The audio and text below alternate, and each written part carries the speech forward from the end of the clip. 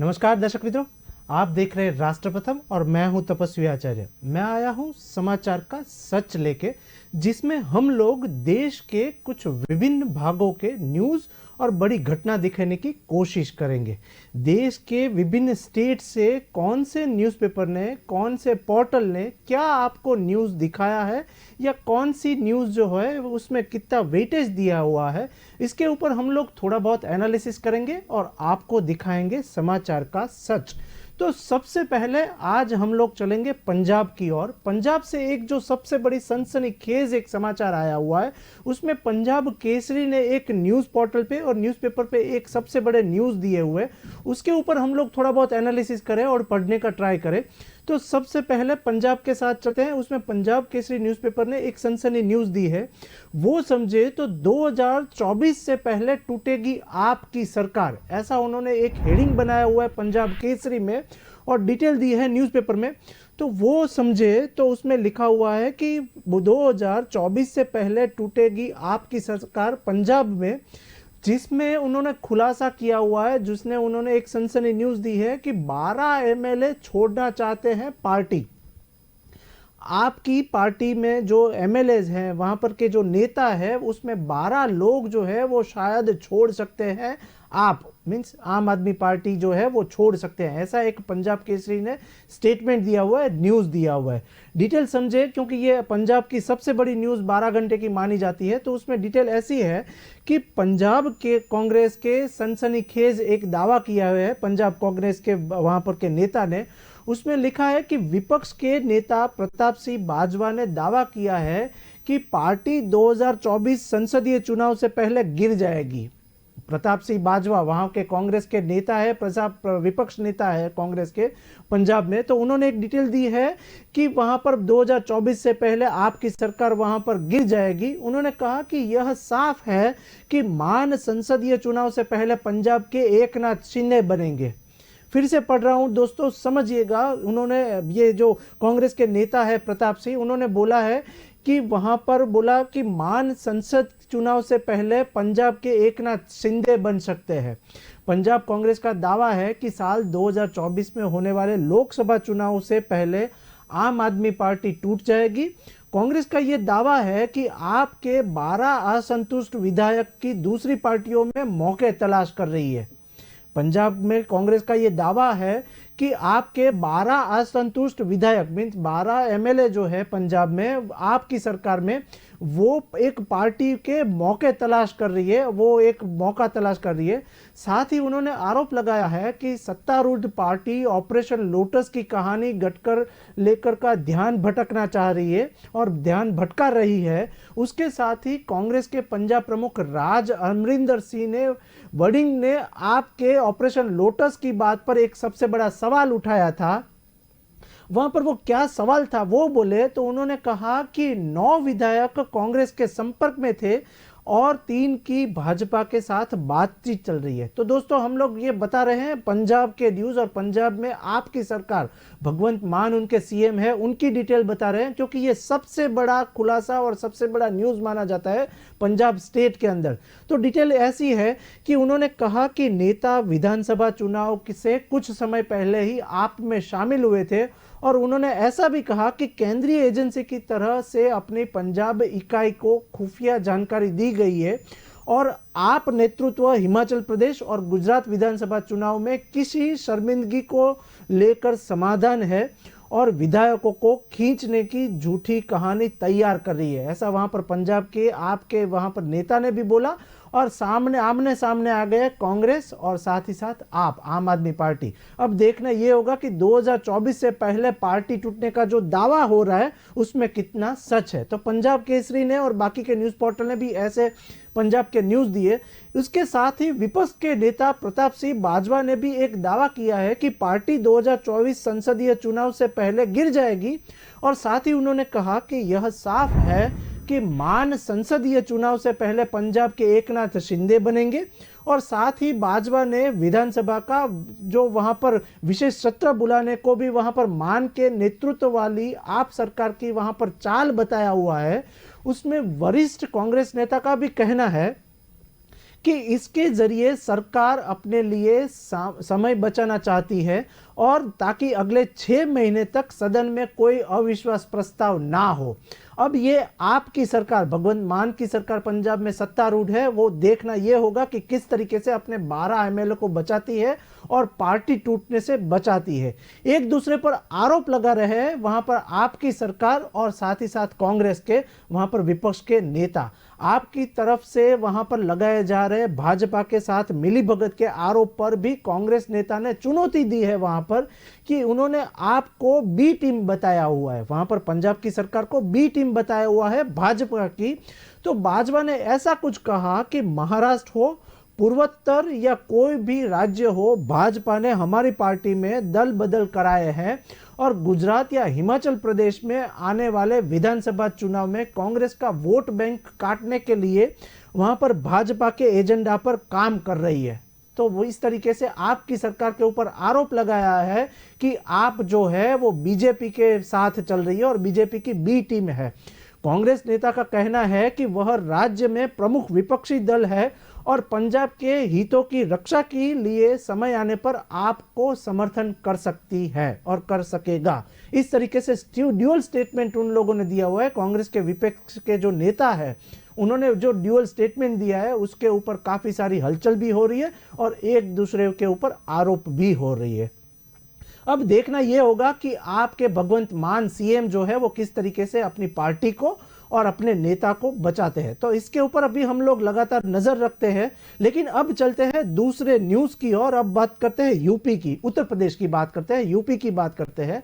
तो उसमें हिंदुस्तान टाइम्स ने कुछ ऐसा लिखा हुआ है कि इलेक्शन इज ऑन वे, उस तरीके से उन्होंने हेडिंग दिया है वहां पर हिंदुस्तान टाइम्स और काफी सारे न्यूज पोर्टल जो है उन्होंने कुछ डिटेल ऐसी लिखी है कि election is on way, Amit Shah की रैली वहां पर होने वाली है। उस तरीके से उन्होंने एक डिटेल दी है कि इलेक्शन इज ऑन वे।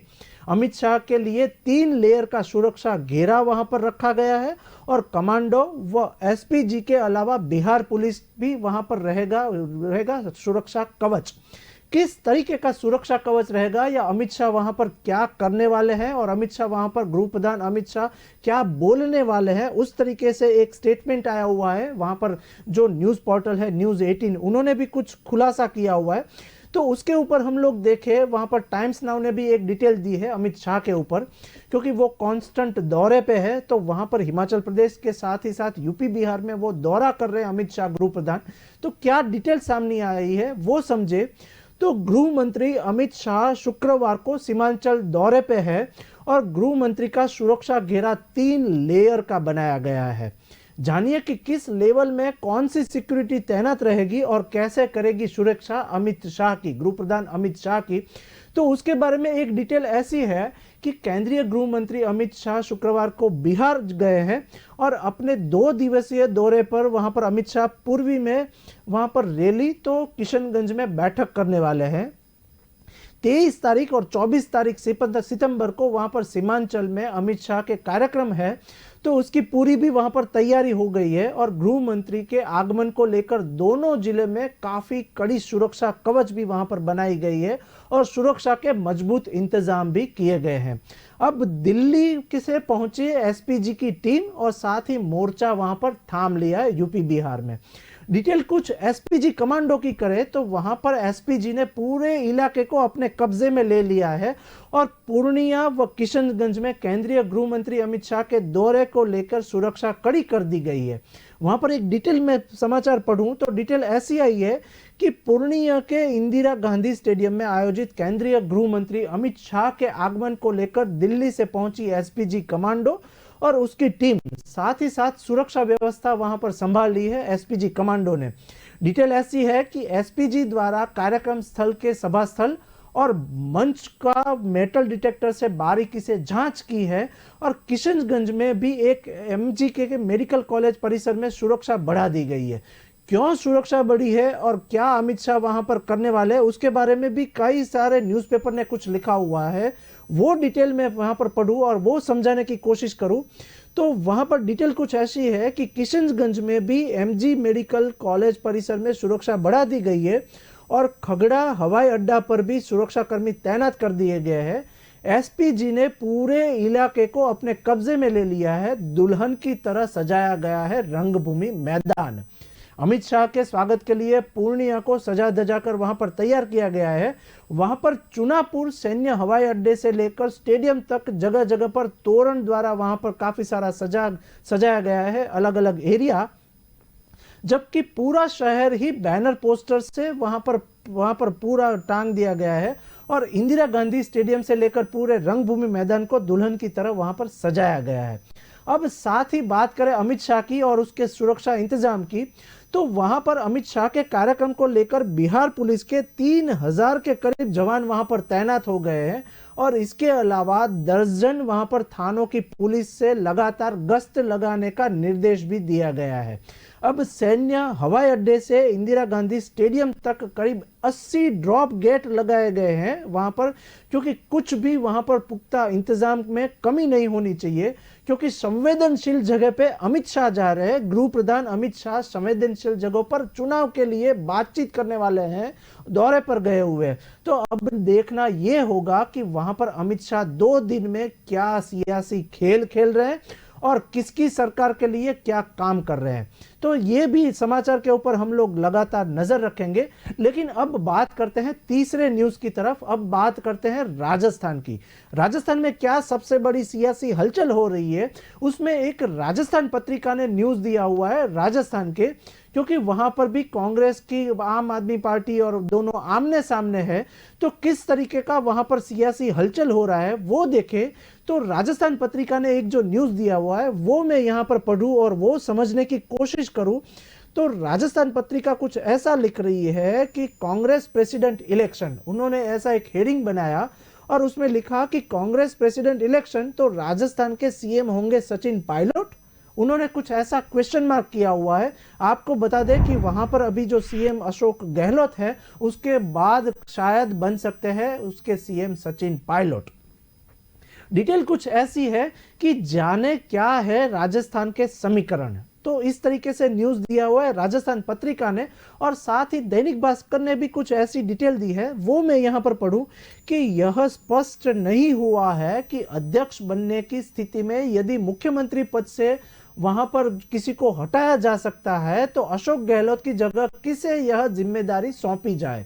तो डिटेल कुछ ऐसी लिखी है दैनिक भास्कर ने कि कांग्रेस अध्यक्ष पद के चुनाव को लेकर अधिसूचना जारी कर दिया गया है और साथ ही में इधर राजस्थान के मुख्यमंत्री अशोक गहलोत और पार्टी के वरिष्ठ नेता शशि थरूर की चुनावी समर में उतरने का वहां पर स्पष्ट हो चुका है। तो अब देखना यह होगा कि जिसकी वजह से मुकाबला रोचक होने की एक संभावना भी जताई जा रही है। और दूसरी बात करूं तो इन दिनों वहां पर इन दोनों नेताओं के अलावा कुछ और लोग भी चुनाव लड़ सकते हैं, ऐसा भी किसी न्यूज़पेपर ने दिखाया हुआ है। न्यूज़ पोर्टल ने भी यहां पर वो न्यूज़ को खारिज किया है और डिटेल दी है कि दूसरे लोग भी, दूसरे कांग्रेसी नेता भी चुनाव के लिए लड़ सकते हैं। क्या सचिन पायलट बनेंगे राजस्थान के सीएम? ऐसा क्वेश्चन मार्क विविध न्यूज़पेपर ने वायरल भी किया हुआ है, क्योंकि 12 घंटे में ये सबसे बड़ा राजस्थान का न्यूज़ बना है और काफ़ी सारे वायरल भी न्यूज़ हुआ है राजस्थान का। तो इन सब के बीच राजस्थान के मुख्यमंत्री अशोक गहलोत ने संकेत दिया है कि वह अध्यक्ष और मुख्यमंत्री दोनों की जिम्मेदारी संभाल सकते हैं। डिटेल ऐसी कुछ दी है वहां पर। अशोक गहलोत ने ऐसा बोले और उनका मानना ऐसा है कि मैं राजस्थान का सीएम पद छोड़ूंगा नहीं, ऐसी एक डिटेल भी सामने आई है। इन सब के बीच राजस्थान के मुख्यमंत्री अशोक गहलोत ने संकेत दिया है कि अध्यक्ष और मुख्यमंत्री मैं दोनों संभाल सकता हूं। अब हालांकि यह स्पष्ट नहीं हुआ है कि अध्यक्ष बनने की स्थिति में यदि मुख्यमंत्री पद से हटना पड़ता है तो उनकी जगह किसे यह जिम्मेदारी कांग्रेस को और कांग्रेस के आला कमान दे सकते हैं। राजनीति के जानकारों का माने तो यह ऐसी स्थिति उत्पन्न होती है कि गहलोत चाहेंगे कि उनका कोई करीबी मुख्यमंत्री वहां पर राजस्थान में सत्तारूढ़ हो और मेरा मान के चले वो सीएम। इस तरीके की डिटेल भी सामने आई है। तो समाचार पुख्ता नजर रखते हुए वहां पर अशोक गहलोत ऐसा मान रहे हैं कि मैं दोनों कमान संभाल सकता हूं, सीएम भी बनूंगा और पार्टी प्रेसिडेंट भी बनूंगा। तो अब देखना यह होगा कि आला कमान क्या फैसला ले रहे हैं। और साथ ही में सचिन पायलट के करीबी नेताओं का कहना है कि अगले साल होने वाले विधानसभा चुनाव को देखते हुए यह जिम्मेदारी पायलट को सौंप देनी चाहिए। अशोक गहलोत बनाम शशि थरूर, एक नाम ये भी चल रहा है। तो देखें कि शशि थरूर के बारे में या अशोक गहलोत के बारे में दूसरी डिटेल क्या आई है। तो उसके साथ 22 साल बाद देश की सबसे बड़ी पुरानी पार्टी कांग्रेस का प्रमुख चुनाव के जरिए चुनाव के नाम किए जाएंगे और चुनावों के नाम और पार्टी प्रेसिडेंट कौन होगा वो चुनने के कई सारी प्रतिक्रिया हो रही है। तो उसके साथ ही अशोक गहलोत पहले ही वहां पर कह चुके हैं कि अध्यक्ष बनने के लिए मनाने का एक आखिरी प्रयास भी कर रहे हैं और मैं करूंगा, क्योंकि दूसरी तरफ पहले से ही चुनाव आमने सामने आ रहे हैं और चुनाव लड़ने का संकेत दे रहे लोकसभा सदस्य शशि थरूर ने भी कांग्रेस के मुख्यालय में पहुंचकर पार्टी के केंद्रीय चुनाव प्राधिकरण की प्रमुख मधुसूदन मिस्त्री से मुलाकात की है और नामांकन की प्रक्रिया के बारे में जानकारी भी हासिल की है शशि थरूर ने। तो कुछ अन्य नेताओं के भी चुनाव मैदान में उतरने की संभावना खारिज नहीं की जा सकती, लेकिन अब देखना यह होगा कि कांग्रेस के आला कमान जो राहुल गांधी है, सोनिया गांधी है, उसके ऊपर क्या विशेष टिप्पणी करती है और कौन से वहां पर नेता को चुनने की कोशिश कर रही है। देखना यह रहेगा कि राजस्थान में अब सीएम बदलेंगे या फिर सीएम वही रहेंगे। अब बात करते हैं चौथे न्यूज की और जो 12 घंटे की सबसे बड़ी न्यूज मानी जाती है वो है केरल की न्यूज। वो काफी एक हंगामा वहां पर हुआ है और आगजनी के बनाव भी बने हैं। तो वो न्यूज हम लोग समझे तो वहां पर छापेमारी के विरोध में पीएफआई के समर्थकों का सबसे बड़ा वहां पर बवाल चल रहा है। तो क्यों कर रहे हैं पीएफआई समर्थकों को वहां पर बवाल कर रहे हैं, उसके बारे में डिटेल जाने, क्योंकि कई जगहों पे वहां पर आगजनी के बनाव भी बने हैं और मारकापो भी हुआ है। तो डिटेल कुछ ऐसी है कि बंद के आह्वान में एक ऑटो रिक्शा को किया क्षतिग्रस्त और पेट्रोल बम भी फेंका गया। तो पीएफआई जो संगठन है उन्होंने काफी सारी वहां पर धमाल मचाई हुई है। तो डिटेल कुछ ऐसी है कि देश भर में popular front of India means के पीएफआई से जुड़े लोगों पर एनआईए और ईडी ने गुरुवार को वहां पर छापेमारी की है और छापेमारी के दौरान जो भी डिटेल सामने आई है तो वहां पर एक बड़ी संख्या में काफी लोगों को वहां पर गिरफ्तार भी किया गया है और केंद्रीय जांच एजेंसी की छापेमारी की कार्यवाही के खिलाफ पॉपुलर फ्रंट ऑफ इंडिया ने शुक्रवार को केरल बंद का एक आह्वान दिया है और आह्वान इस तरीके से हुआ कि पीएफआई द्वारा बंद के आह्वान में केरल के विभिन्न हिस्सों में हिंसा की घटना भी स्टार्ट हुई है और घटनाएं भी सामने आई है। तो वहां पर एक न्यूज़पेपर ने डिटेल कुछ ऐसी लिखी है, वो मैं समझने का प्रयत्न करूं तो पीएफआई संगठन समर्थकों ने फेंका पेट्रोल बम और दूसरी डिटेल केरल और तिरुवनंतपुरम में, कोलम में और कोझिकोड और वायनाड और अल्लापुझा की सहित विभिन्न जिलों में केरल राज्य के पर वहां पर सड़क परिवहन निगम की वहां पर सुबह कन्नूर के नारायणपारा में वितरण के लिए अखबार से ले जा रहे थे एक वाहन पर उसने आग लगा दी है और वहां पर पेट्रोल बम भी फेंका गया है। अन्य वाहनों में भी पीएफआई के समर्थकों द्वारा पथराव भी किए गए हैं और कोझिकोड और कन्नूर में पीएफआई कार्यकर्ताओं द्वारा किए गए पथराव में एक 15 वर्षीय लड़की की और एक ऑटो रिक्शा चालक को मामूली चोट भी आई हुई है। अब देखना यह होगा कि वहां की प्रशासन क्या स्टेप ले रही है और किसको घेरावे में लेके ये जो धमाल चल रही है वो बंद करवा रही है। तो अब बात करते हैं दूसरे न्यूज की तरफ, अब बात करते हैं हिमाचल की। दोस्तों मैं आपको बता दूं कि ये जो हम लोग प्रोग्राम दे रहे हैं, ये जो आपको न्यूज दिखा रहे हैं वो समाचार के सच के द्वारा दे रहे हैं, जिसमें अलग अलग स्टेट में कौन से न्यूज़पेपर में कौन सी न्यूज जो है वो आपको दिखाई गई है, उसके ऊपर हम लोग थोड़ा बहुत एनालिसिस करके आपको दिखाते हैं समाचार का सच। तो अब चलते हैं हिमाचल प्रदेश की ओर। तो नई दुनिया एक न्यूज़पेपर है, उसने एक न्यूज़पेपर पोर्टल भी साथ चला रहे हैं। तो वो कुछ ऐसा लिखा हुआ है कि कभी भी हो सकता है गुजरात और हिमाचल प्रदेश के चुनाव का ऐलान। एक डिटेल ऐसी लिखी है वहां पर नई दुनिया ने। डिटेल समझने का प्रयत्न करें क्योंकि साथ के साथ वहां पर हिमाचल प्रदेश की बात हो रही है और गुजरात की भी साथ में बात हो रही है। तो ये जो न्यूज़पेपर है उसने जो डिटेल दी है वो मैं यहाँ पर पढ़ूं तो हिमाचल का चुनाव ऐलान हो सकता है और तैयारियां देखने जा रही है आयोग की टीम। इस तरीके का एक हिमाचल प्रदेश से न्यूज आ रहा है। तो क्या है ये न्यूज, वो देखें तो हिमाचल प्रदेश और गुजरात विधानसभाओं का कार्यकाल 8 जनवरी 2023 को और 23 फरवरी 2023 को खत्म होगा। तो उसके साथ ही साथ चुनाव प्राधिकरण किसी भी सदन के 5 साल के कार्यकाल की समाप्ति के 6 महीने के भीतर कभी भी चुनाव करवा सकती है या कर सकती है, ऐसी एक डिटेल विविध न्यूज़पेपर ने। इसका गुजरात में भी ऐसा कुछ न्यूज़ चल रहा है। तो आगामी विधानसभा चुनावों की तैयारी को तेज करते हुए पूर्ण चुनाव आयोग गुरुवार से हिमाचल प्रदेश और गुजरात का दौरा करेगा और दोनों राज्यों में चुनाव की तैयारी का आकलन भी कर रही है। डिटेल कुछ ऐसी है कि ये दो स्टेट में शायद चुनाव साथ में होंगे, हिमाचल प्रदेश और गुजरात में। तो मुख्य चुनाव आयुक्त राजीव कुमार और चुनाव आयुक्त अनूप चंद्र पांडे गुरुवार से हिमाचल प्रदेश के 3 दिवसीय दौरे पर है और अभी वहां पर वो काफी सारा मुआवजा भी कर रहे हैं। तो वे राज्य सरकार के शीर्ष अधिकारियों से मिलकर तैयारियों की समीक्षा भी कर रहे थे और अभी तक कर रहे हैं। तो साथ ही यह सुनिश्चित करें कि चुनाव सुचारू रूप से संपन्न हो सके और तैयारियों का जायजा लेने के लिए वहां पर सोमवार को कुमार और पांडे गुजरात दौरे पर जाने की संभावना अभी जताई जा रही है। दूसरी तरफ हिमाचल प्रदेश और गुजरात विधानसभा का कार्यकाल 8 जनवरी 2023 को और 23 फरवरी 2023 को खत्म होगा।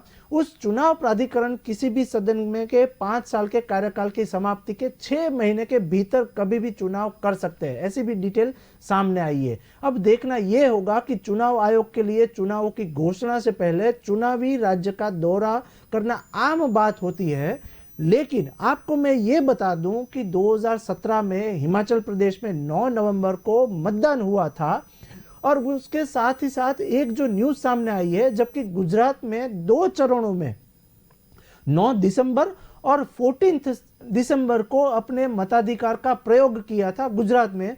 तो भाजपा गुजरात में 1998 से सत्ता में है और मुख्य विपक्षी दल कांग्रेस को माना जाता है। कांग्रेस मुख्य विपक्षी दल 2017 के पिछले विधानसभा चुनाव में उसे हराने की करीब आ गई थी, लेकिन हालांकि पिछले 5 वर्षों में कई बार कांग्रेस नेताओं ने भाजपा में शामिल होने के लिए पार्टी भी वहां पर छोड़ दी है गुजरात में।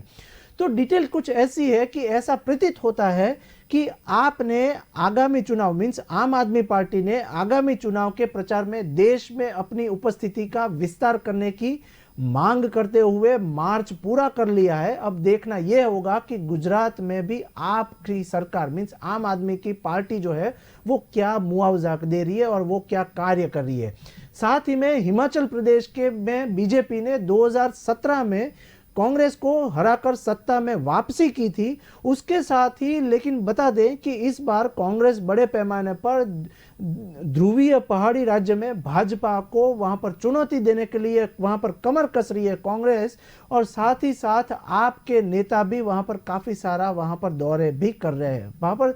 अब दूसरे न्यूज की तरफ आगे बढ़े तो एक आइए चलते हैं हम लोग पहले गुजरात में अभी चुनावी मामला वहां पर माहौल चल रहा है। तो उसके साथ ही न्यूज़ पोर्टल न्यूज़ 18 और संदेश ने कुछ डिटेल दी है गुजरात की। तो डिटेल कुछ ऐसी है गुजरात में कि गुजरात के चुनाव को लेके आम आदमी पार्टी के एक नेता का एक सबसे बड़ा वीडियो वायरल हुआ है। उसमें 12 घंटे की ये गुजरात में सबसे बड़ी न्यूज़ मानी जाती है, क्योंकि गांधी के गुजरात में दारूबंदी है। तो आम आदमी पार्टी के एक नेता ने कुछ रोचक न्यूज़ दिए और कुछ रोचक समाचार दिए हैं। वो क्या है समाचार वो पढ़े। तो गुजरात में आपके उम्मीदवार जनसभा में गिनाए दारू पीने के फायदे, ऐसे एक न्यूज़ दिए और उन्होंने कुछ ऐसा बोला कि ये न्यूज़ पूरे हो गए वायरल। तो क्या न्यूज़ वायरल हुए गुजरात में वो हम लोग समझे। तो डिटेल कुछ ऐसी आई है कि गुजरात में आपके उम्मीदवार ने जनसभा में गिनाए दारू पीने के फायदे, जबकि आपको बता दें कि गुजरात में दारूबंदी है, गांधी के गुजरात में दारूबंदी है। तो वहीं पर आपके उम्मीदवार ने वहां पर बताया कि दारू पीना कितना सेहत के लिए अच्छा है। डिटेल पढ़े तो कुछ हाल ही में आम आदमी पार्टी के प्रमुख और दिल्ली के सीएम अरविंद केजरीवाल ने गुजरात के दौरे पर भाजपा सरकार पर आरोप लगाया है कि ड्राई स्टेट में लोग जहरीली शराब पीने की वजह से वहां पर मर रहे हैं गुजरात में। अगर उनकी सरकार आएगी तो उनका ध्यान अच्छी शिक्षा, अच्छे अस्पताल और भ्रष्टाचार मुक्त होगा गुजरात। ऐसी एक डिटेल दी थी वहां पर अरविंद केजरीवाल ने। तो डिटेल जो वहां पर मैं पढ़ रहा हूं, तो लेकिन डिटेल ऐसी है कि लेकिन इस बीच उनकी ही पार्टी एक उम्मीदवार जो सोमनाथ में जनसभा संबोध रहे थे, उसके दौरान उसने शराब पीने के फायदे गिना दिए। अब आपको बता दें कि गुजरात में दारूबंदी है, तो एक तरफ अरविंद केजरीवाल बोल रहे हैं कि हम लोग अच्छी शिक्षा प्रदान करेंगे, और उनके ही नेता गिना रहे हैं दारू पीने के अच्छे तरीके। तो डिटेल कुछ ऐसी है कि वहां पर वो बता दे कि यह मामला इसलिए भी रोचक हुआ क्योंकि पंजाब के सीएम और आप नेता भगवंत मान पर विपक्ष ने एक आरोप लगाया था कि वे जर्मनी से फ्लाइट से आते वह नशे में चूर थे। भगवंत मान आपके वहां पर पंजाब के सीएम है, वो वहां पर जर्मनी से आ रहे थे, तो वहां पर वो नशे में चूर थे और फ्लाइट में काफी हंगामा भी उन्होंने किया। इस मामले में नागरिक विमान मंत्रालय जांच के आदेश दे चुकी है और हाल ही में पंजाब सीएम भगवंत मान पर जब आरोप लगाया गया है, तो वो वजह से फ्लाइट देरी से उड़ान वहां पर भर पाई थी और विपक्ष नेता ने आरोप लगाया कि मान ढंग से चल भी नहीं रह पा रहे थे, और इधर आपने इन आरोपों को निराधार बताया हुआ है। डिटेल बताया कि नागरिक विमान मंत्री ज्योतिंद्र राधे सिंधिया ने इस मामले में जांच के एक आदेश भी दे चुकी है। अब बात करें गुजरात की, तो शराब को लेकर ताजा विवाद वहां पर गुजरात में सामने आया और ड्राई स्टेट गुजरात के सोमनाथ में एक जनसभा संबोधित करते हुए जमवाल वहां पर बात ऐसी आई कि दुनिया के 196 देश है जहां पर 800 करोड़ लोग रह रहे हैं, लेकिन वहां पर सभी लोग दारू पी रहे हैं, तो दारू पीना सेहत के लिए अच्छा है, ऐसे न्यूज दे रहे हैं आपके वहां पर जो नेता है गुजरात के ऐसे। तो अब देखना यह होगा कि वहां पर आपके नेता जो है वो किस तरीके से वहां पर फंस रहे हैं, और वहां पर गुजरात में जो कि ड्राई स्टेट है तो वहां पर वो क्या हमलेवार हो रहा है। तो दर्शक मित्रों, ये था हमारा स्पेशल बुलेटिन समाचार का सच, जिसमें हमने बताया पूरे देश के अलग अलग न्यूज पोर्टल और न्यूज घटनाएं और न्यूज पोर्टल से लिए समाचार। कल फिर मिलेंगे। नमस्कार।